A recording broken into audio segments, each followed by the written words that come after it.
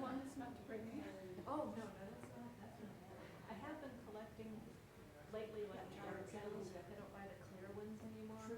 I buy the ones that are colored or have designs Oh, no. or something like It's that. very Because the easy. stems don't But show. anyway, it's according to what you're doing. So I've been kind of swapping over. All right, good morning, everybody. If you want to make your way to your various classes, I'll take whichever ones think I'm their class. Pastor, do I need to be in the room? Four. Audio. No, you're good. I started it. Sorry, I wasn't sure what your question was. It took me a second to get there. Sorry. You need explanation for confusion? Yes. I need explanation for not confusion. Yes, can you get me the basket? So last week I forgot to pass the basket around. Courtney, it's in my office. Oh, great. She'll be back to have one. Yeah. Actually, my office is looking better. Anyway, I forgot to pass the basket around last week. So if you can be doubly honest and remembered if you read everything last week, you can go ahead and throw your name in there twice if you're on top of it. Yes, my dear. JD also forgot to pass the basket, JD also forgot to pass the basket? so you can be thrice honest. Wow, I don't know. That's pretty. You get 3 opportunities to put your name. Nobody can remember 3 weeks. So just saying, use your own judgment. What's that? You can if you do it every day. We have successfully completed it by every week. So there's been a couple youth rallies and whatnot that were a little difficult to keep up with it every day, so we had to catch up when we got back from that. Before we get started, Bryce isn't here today. Peyton went to the hospital last night about 10 o'clock, and she just is really sick and has a cough, and just they didn't know what's going on, so they took her to the hospital, and he texted me just a minute ago and said they got home about 4 in the morning, and doctors didn't know what was going on. So keep little Miss Peyton in your prayers. That's pretty tough for a little kid like that. And then also, I'll mention it again during prayer time, but Tony Schreiber, is that how you say his last name? Schreiber, Tony Schreiber. His dad passed away yesterday. He had a pretty quick and painless, I think, for the most part, cancer case. When Tony got up there, they found it out, and he passed away yesterday. So it's only been like 2 weeks total here. But he called me on Friday and said they had him on morphine, and they're trying to make him comfortable.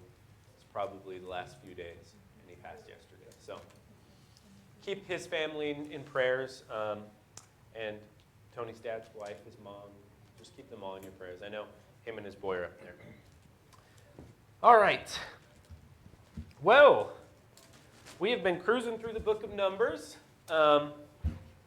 looking at the Israelites. They kind of fit the mold every time you read about them. They're kind of the same people still. I think we see that a couple of times this week. But kind of where we started off in March 12th today in Numbers, started off in Numbers 16, and we went all the way through 28, about midway through 28. We pick up in day 12, March 12th here, and the Israelites are grumbling again. Typical, right? We've seen this happen a couple of times now.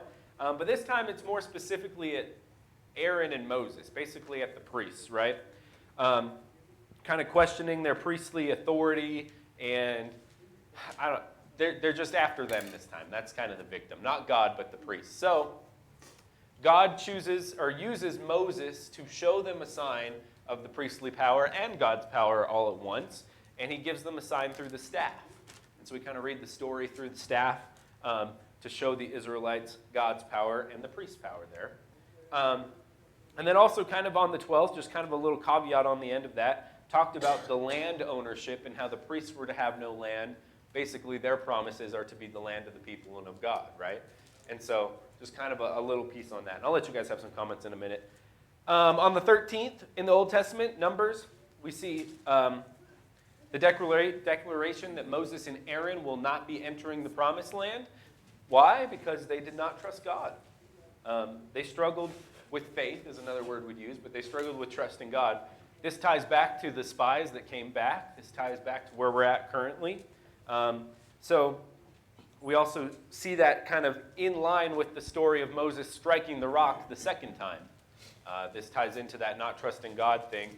Instead of listening to God's exact commands on how to do it. He takes matters into his own hands out of anger, it sounds like, out of frustration is how I read it. And strikes the rock a second time, not like he was told to do. So again, not trusting and following God as God instructed them to do. So lacking a little faith there. Whether or not they didn't trust God to go into the promised land, whether or not Moses didn't trust God to provide exactly like he said, that's why. On the 14th, we see that the Canaanite king is starting to get a little hint that these Israelites might be a threat, specifically the Moabite king. And so he's not so excited about those Israelites, so he kind of puts a guy named Balak in charge of telling them to leave him alone and make some space, right? And so Balak basically works with Balaam, and this is where we start to see the story of Balaam happening in the book of Numbers, to go kind of against the Israelites, to kind of scare them off. But Balaam has kind of an interesting story because as we read about him, he's constantly wrestling with God. I mean, he's a follower, he has communication with God, but he kind of wrestles with what that should look like and how to do that. So he's kind of pulled between, the Moabites and Balak and following God, and he's wrestling with that. But in the 15th today, we see Balaam's most famous story, and it's not actually that famous because of him, it's famous because of his donkey, because his donkey was talking, right? And so the story unfolds is, poor donkey, he gets beat up really bad. But the reason the donkey is stopped on the trail is because there's an angel of the Lord in front of him, right? And so God uses this situation with a talking donkey and an angel of the Lord to teach Balaam, to share with him that he needs to follow God, basically. So as he returns and as he continues his communication between the Israelites and the Moabites, he's speaking for God. Now, Balaam, even though he wasn't perfect with his donkey, he continues to prophesy on behalf of God. He's a prophet for God, but he's not perfect. Because even just in that chapter where we read how he was a prophet and how he's prophesying, we also read that he was kind of the catalyst to bring worshiping Baal back. So, Balaam wasn't perfect. So he's prophesying, and I thought his prophecy was really cool. If you read there in verse chapter 25 or so, and you read it from our modern perspective, knowing Jesus, man, Balaam's talking about Jesus. That's what I read. I think that's pretty incredible. So yeah, he wasn't perfect. Kind of towards the end of our reading on the 17th and the 18th in the book of Numbers, we get more numbers. We have another census of the people. So you just get names and numbers and people and clans and numbers, and you wonder why the book of Numbers is called Numbers. There you go. Yet again, that's why. But we also read about in the 18th here about Joshua, son of Nun. And he is to be the one that's going to kind of fill the shoes of Moses, to replace after him, to succeed, I guess would probably be the right word. And we also read about the kind of some more like Levitical sounding stuff, the community offerings they're supposed to be giving, on which days, at what points in the month, on the Sabbath, things like that they're supposed to give as the nation of Israel. So that was the book of Numbers this week. I didn't call the nuns yet, but they need to have a boy named Joshua, because Joshua, the son of Nun. I don't know how they missed that. They have all J-named kids and not a Joshua. There ain't none. Yeah. All right, so that's Numbers, and we stayed in Numbers this week. In the New Testament, we had one final chapter of Mark chapter 16, and then we hopped into fresh content in the book of Luke, because Luke comes from a different perspective. He starts earlier than everything we've read in the story of Jesus so far. So, in the very last chapter of Mark, not to downplay it, but we've read this story and we know it by heart, we see Mark kind of wraps up the story of Jesus really quickly, because where we pick up is Mark 16, the ladies come to the empty tomb. And then he wraps everything else up in one chapter. Jesus was not there, he is risen, you should go find him. He appears to the apostles, and then he ascends into heaven. Whew, all in one chapter. Mark gives it pretty quick. In fact, depending on your translation, because some of the manuscripts don't have verses like 9 through 20. So depending on your translation or what you're reading it from, if you're reading it on your phone or whatever, you might have just ended Mark with, he's not here, he's risen. That was about it, right? So that was Mark's quick roundup of the story of Jesus in Mark 16. But then on the 13th, we got into the book of Luke. And like I said, Luke's starting us with new, fresh content. So when we pick up in the book of Luke, we start way before Jesus because we start with John the Baptist. And we actually start before John the Baptist because we start with his parents, Zechariah and Elizabeth, right? And we have this story of the promise that Zechariah gets while he's serving in the temple. He also has an encounter with Gabriel, an angel of the Lord, right? And he's told that you will have a son. He will prepare the way. You shall name him John. And basically his response is, my wife's old. I'm old. How can this really be? And the response from God is, well, I guess you don't get to talk anymore. Right? And so as he's finishing his duties in the temple, or in the tabernacle, I guess I should say that correctly, or temple at this time, mixing my two stories together, Exodus and New Testament. In the temple, people are like, what's taking him so long? You know, and he finally comes out and he can't speak. And so they realize he had an encounter with God. But nobody knows what it is because he can't speak. He's making signs to them to try and tell them what has happened. But the promise from God is, you will have a son. Elizabeth will be pregnant. You will call him John, and he will be a great prophet, filled with the Holy Spirit from birth. That's pretty cool. And he will prepare the way of the Lord. So this is not just a normal everyday birth. Right after we see what happened to Zechariah, he heads home. That's kind of where we shift pages again, and we go to the other scene that's happening. We head on over to Mary. And we haven't seen this ever yet before in the other Gospels. We pick up with Mary before she's even pregnant. We see the, again, angel of God come to Mary and tell her very similarly to what we just read about Zechariah, about how she is going to have a son. And he is going to be the Son of God, and he's going to be named Jesus. Very similarly, we also have a response of, how can this be? For I'm still a virgin, right? Not married yet. But we kind of see it, instead of an obstinate response, we see it as a questioning. Like, how is this going to happen? So she gets filled in, and she trusts in God, which is a pretty incredible thing to think about. I know we've talked about it before, but basically what God is telling her is going to happen is a death sentence for her. I mean, she's not married yet. At the very best, Joseph will be done with her, and she will be outcast by culture. At the very best. Most likely, she would probably be killed. But at the end of this encounter with God, being told she will have Jesus, the Son of God, what's she do? She praises God, right? We have what we would call the Magnificat. We even sing it sometimes. My soul magnifies the Lord, right? And that's what she sings to God right after being told some terrifying news. She says, I will worship and I will praise you. So we shift scenes back to Elizabeth and Zechariah. We're bouncing back and forth, right? And John is born.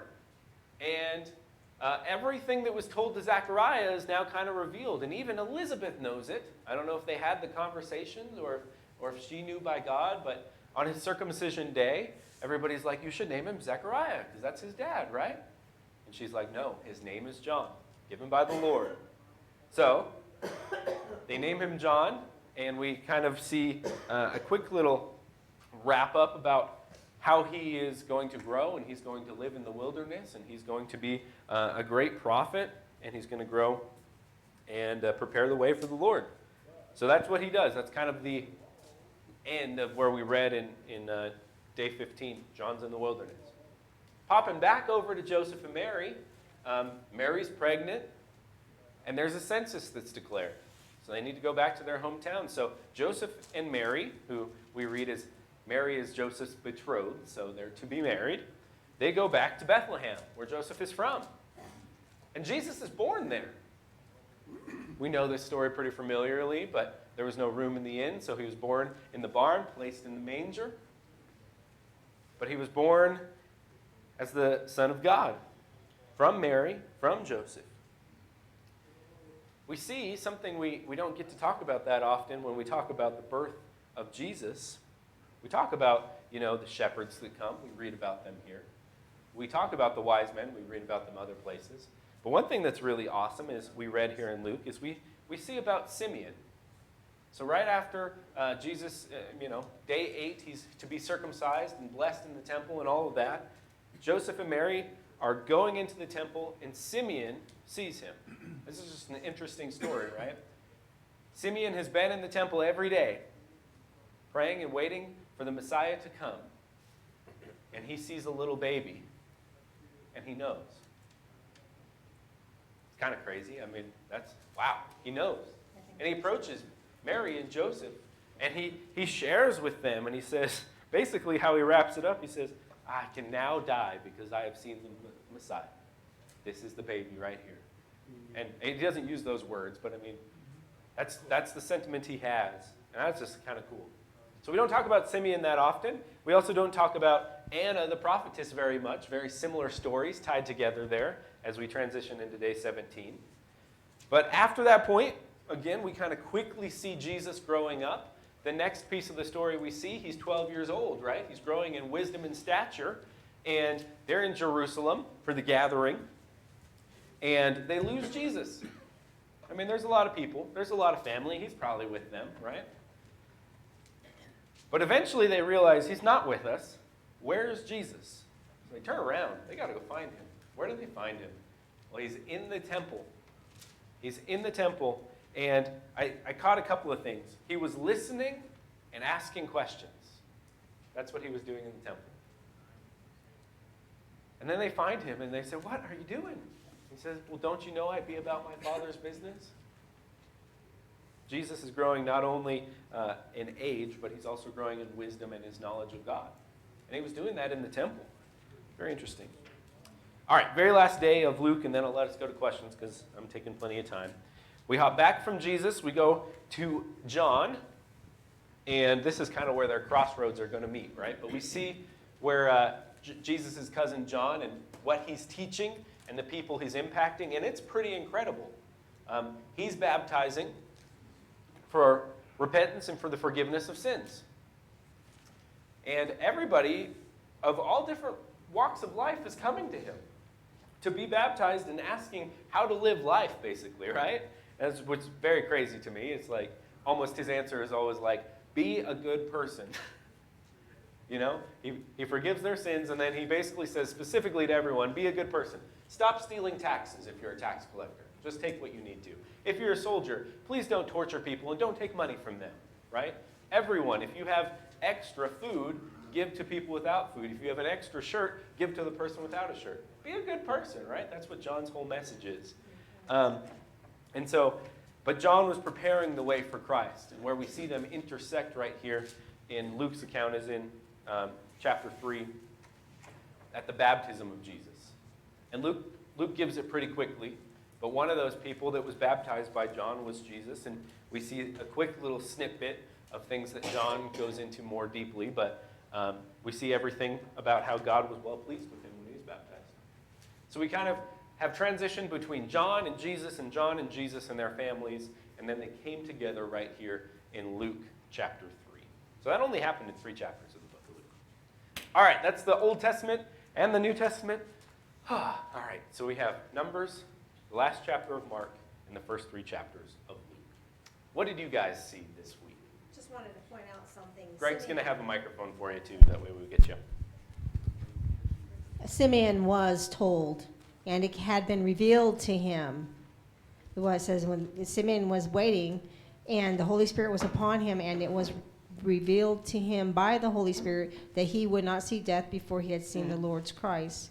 And he came in the Spirit into the temple, and when the parents brought in the child Jesus to do for him according to the custom of the law, he took him. So it was that he was being led by the Spirit. That's how he knew Jesus was the Messiah. I wanted to point out something, because I got this. I just wanted to point that out. But I also wanted to point out the angels tell the disciples but go tell the disciples and Peter that he is going before you to Galilee.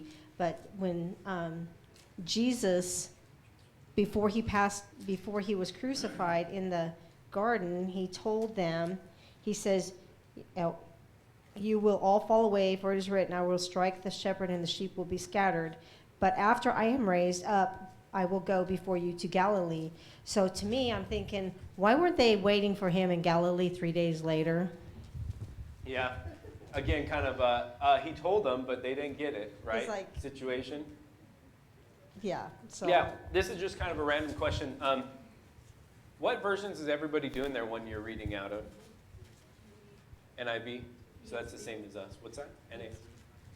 mine's ESV. ESV? So in the ESV, did it have, at the very end of Mark there, did it have that some transcripts do not include the last? Yes, it did. Okay, I was just curious.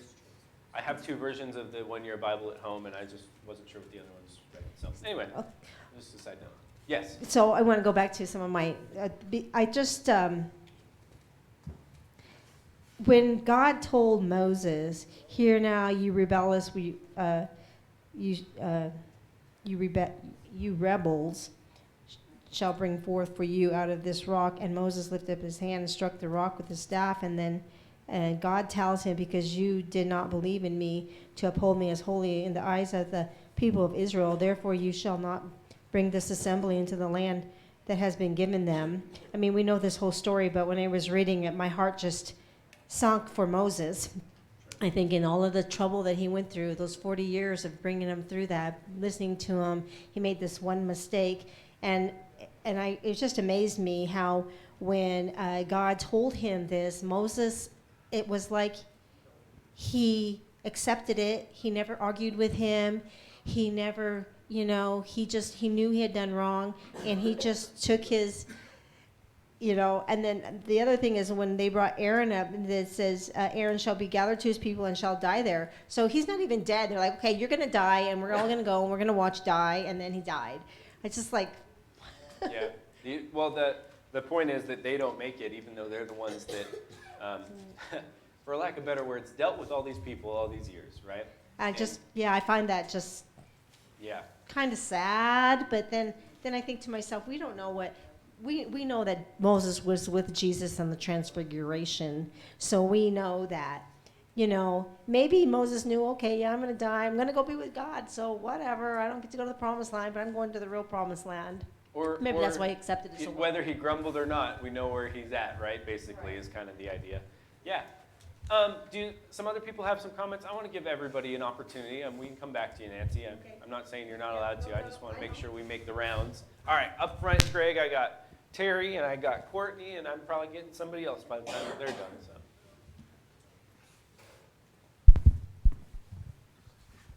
So. I have 2 short ones and 1 thought.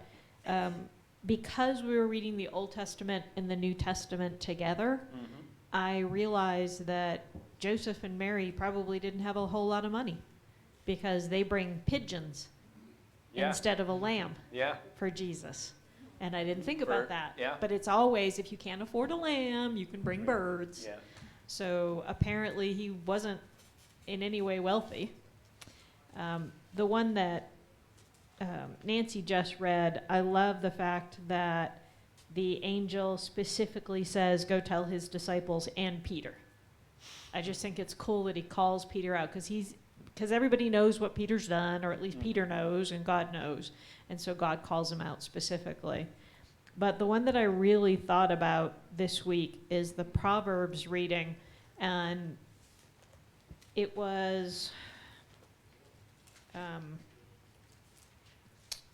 I lost it. Let's see if you can tell us which day or which verse. Basically, Proverbs 11 is where we were hanging out. Right, and I think it was Proverbs 10. Anyways, it's the whole thing about the fact that when the wicked perish, there'll be shouts of joy. And that just struck me this time. I know there's even a song about that, and it just struck me that that's nothing that God says. In no way does God ever rejoice over the loss of the wicked. And And that was just what I was thinking about this week. Yeah, it's Proverbs 11:10. That's the one. When the righteous prosper, the city rejoices. When the wicked perish, there are shouts of joy.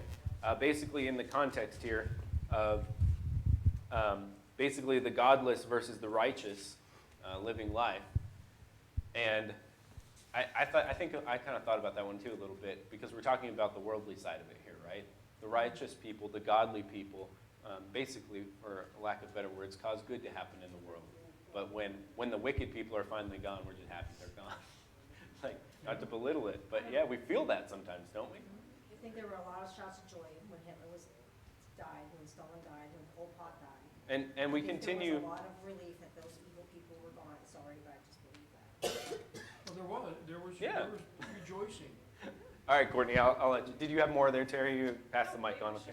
No, good thoughts. Yeah. Okay, Courtney.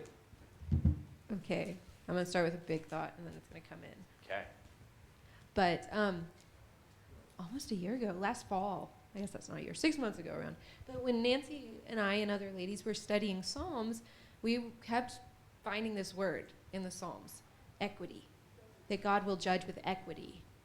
And that's the real translation. It's like, you know, not just some funny word that they picked out of the air, but like that's really what it's saying is equity. And I've seen it now. I mean, it's just kept popping up. It might be my new word, Harold. So, I'm just kidding. But, and what equity means, I mean, it's not one way for everybody, you know? it's not equality. It's not equality. It is treating people individually because we have individual lives and problems and all of that good stuff. And that doesn't mean there isn't a standard. There is a standard, but God is gracious and understanding, and he will judge us with equity, right? So let's bring that in to our reading. In Numbers 27, we get to hear the story of the daughters of Zelophehad. And it just was very shocking to me. Yeah. I'm not saying God's a feminist, I don't, by our standards today. No. But these women, they petitioned God and said, hey, our dad's dead and nobody's going to take care of us. Can we have his inheritance? Can we have his land? And God was like, you're right. You should have that. And that's mind-boggling. I mean, within the past 100 years of America, the land of the free, I mean, women, we like just got the right to vote 100 years ago. And What a mistake. No. wow. And like most of our grandmothers couldn't have bank accounts apart from their Yeah. husband, and it's complicated. And I'm not saying women and parent, like there is an order God has set in order. I totally agree with that. Men and women are different. It's not a spectrum. We're different. But we were talking about this because this was yesterday, right, or 2 days ago.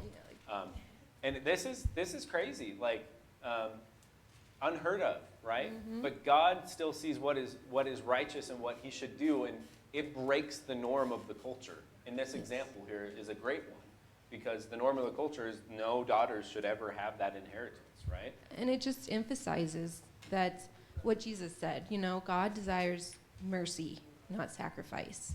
I mean, his heart. I see his heart right here. Okay, that's my comment.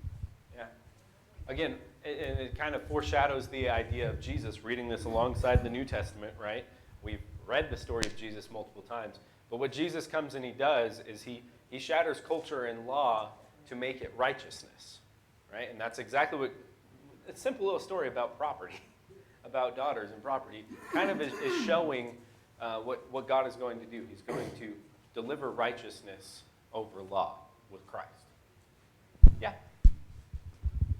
So one of the questions I have, as far as the daughters go, if you look at Numbers 26, it says to take a census of Israel from 20 years old and upward, who will be able to go to war for Israel. And the daughters are counted. So were they warriors? That's interesting. The warriors now in Israel. What's that, Nancy? I said you have female Israel in the army of Israel today.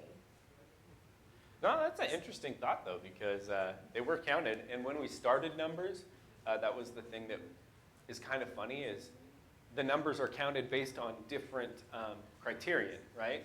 So like depending on which tribe you are, if you're counting at 12 or you're counting at birth, the Levites counted at birth or the 8th day or whatever it was. And it's just like interesting the different backgrounds that they get to choose to count, because really a census you would think it'd all be equal. But here, yeah, I haven't really thought about that. I don't know. Yeah, our friend's mom, she was enlisted, well, she had to go to the Israel army, but now she lives here. Yeah. So, she was told, Jordan probably knows more than I do, because he's his friend's mom, but she's an interesting lady. I'll let you go, Greg, and then you find whoever's next after that. But go for your comment. I'd like to hear it. Wasn't Wyoming the first state for women to vote? Yes. Yep. Wyoming has always allowed women to vote. As soon as it became a state, they were allowed to vote. So. I'm not going to get into that. There's some interesting history behind it, though. Anyway, Mr. Dennis. I've been delighted just this morning here to hear the comments from Terry and others that they're reading closely and searching the scriptures. They're saying words like she did with the word equity. And you saw me point out a word the other day, and I looked up in that Strong's Concordance. Yeah. And it's a minimum of 1,700 cases the word serve or servant, serving, so on. And it's good to look up. Take that word equity and sink your teeth in it and shake it like a dog. And but anyway, and she just pointed out the women in Hebrew. We don't get to the word Jew till about the time of David, and it's kind of. By the way, the two words we should use if we claim to be a people who speak where the Bible speaks and speak spiritual things with spiritual names, they are called so far in this story, I think, Hebrews and Israelites. Mm-hmm. We don't see the word Jew yet, so we might be wise at that point not to call them that yet, but still we know what we mean. And there's just a lot of things. Looking for detail is a wonderful thing. You ask what version we're reading it in. I'm messing with 3 or 4 of them just for kicks. And so I read the King James. And so if God can speak through a DA like he did that one day to Balaam, he can speak through all those versions and Dennis too. And these ladies. I like to read Dennis's version. I'd like him to rewrite it the way he makes comments. Larry had something to say. Did you have something up here, Larry? You're in too close. I can't see you all the time, so that's what Greg's for. I was just going to say in regards to Jen's comment about females and warriors, that even in today's military, only a portion of those that go to battle are actually warriors. So many of them are support of one kind of another. Mm-hmm. By the way, Jen, you just always have good comments that I don't have any answers for. They're just like pondering comments, so. That's why I'm always just like, yeah, it's a good comment. I have a question.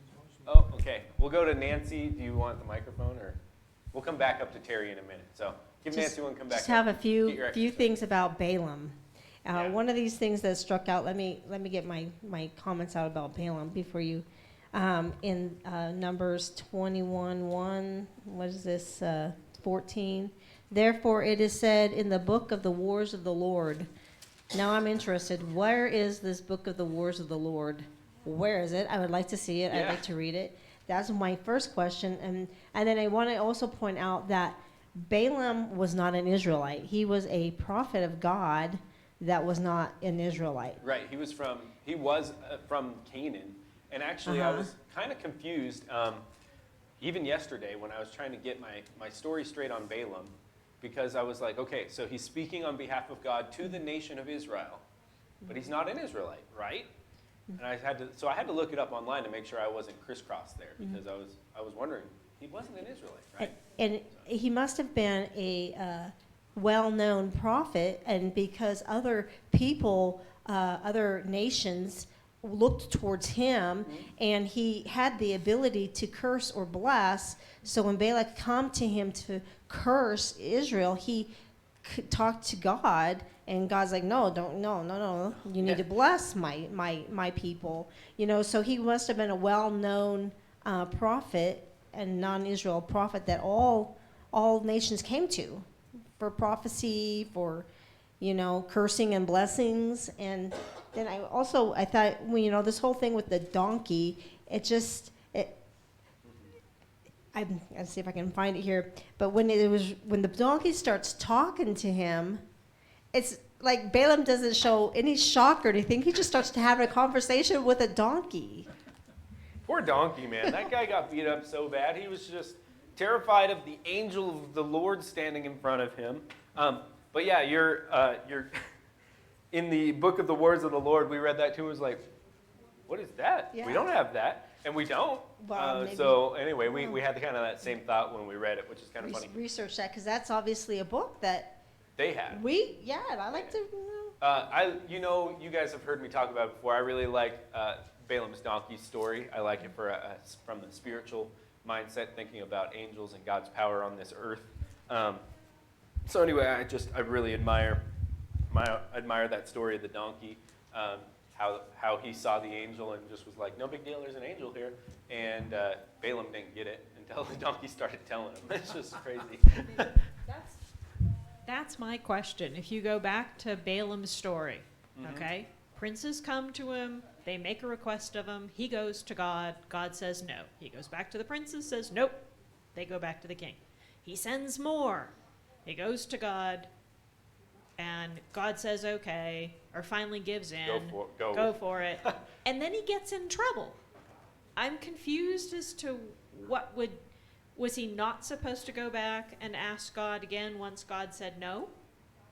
Because basically, to give it the quick cap, right? He basically gets an okay. Like, you can go to Israel and tell them, warn them. That's Harold's version. And so on his journey is when we see the Balaam donkey situation happen, right? So Terry's comment is he was given permission by God. Why did God have to shut him down? Do only what I tell you. Yeah. So I don't know. That is an interesting thing. All right. Again, sometimes you guys have good comments. I'm not going to have an answer for you. So that's why it's dumb that I'm up front. Anyway, Dennis, and then we'll go back and we'll be close on time here. Back to that thing that a couple people pointed out about the people rejoicing when a evil man or system is brought down, you know. The Bible does say too, God takes no delight in the deaths of the wicked. And so if we want to be like him, we won't take any delight, I guess. And on the other hand, I think sometimes rejoicing at a thing is much the same as being thankful for the thing, if we remember who helped it come about. And if we give God the glory, I don't know if it's so evil to rejoice when the wicked are brought down or whatever. It's kind of a proportion thing, but something we got to keep in mind was, hey, be careful, Dennis. Maybe it's your turn next time, you know. Yeah. Who says you're so good that you don't need brought down? Yeah. And so it's kind of a mixed bag, but yeah, I think that we should be happy when we see a rocket over in the Ukraine miss a house. We should rejoice, you know. Yeah. And when we see a real bad person clamped down and brought in for capture, and I keep thinking on that, clear off to the side, I wonder what things have happened over there, or more like not happened, because of the thousands of Bibles we've sent over to that part of the world. And I'm talking about from Russian soldiers and Ukrainian soldiers and civilians. I think someday we will meet a lot of people that will tell the story about Bibles they received from American Christians and what it caused. And you're absolutely right. Russian or Ukraine, just like we were talking about last week, God shows no partiality, right? There's a complete side note. Nancy's going to have our last comment here in a second. One thing you guys can talk with me, because this is something I've been working through, is I had to we were reading a book with the preacher group, and it's a bad book. We did not like it. It was a bad choice. But basically, this book is talking about how we need to be warriors to fight against the wicked in our culture, right? So this bad book made us start thinking about how the promise of Christians is not necessarily to remove wickedness or evil from the world. Actually, it's the opposite. The promise of evil always existing in the world is the promise from Adam and Eve. The promise wasn't there will always be wickedness and evil until you all get your act together good enough to clean it up. No, it will always exist. So we started having a conversation about how our job is not to fight the evil, but rather to redeem souls out of the evil, which is really our job, right? To save people out of a world that will always be evil. So anyway, I've been thinking about that. If you have thoughts and comments later, come grab me. Just something I've been pondering. Nancy, last comment on the text that we read this week. I just want to make a couple of comments on Terry's and Dennis's. I think we can like rejoice that the war is over, but we don't delight that there was a war. Rejoice that the sinful person is gone, but we don't delight that they were sinful. We don't delight that they never maybe God. didn't get to God. That we can be sad about that.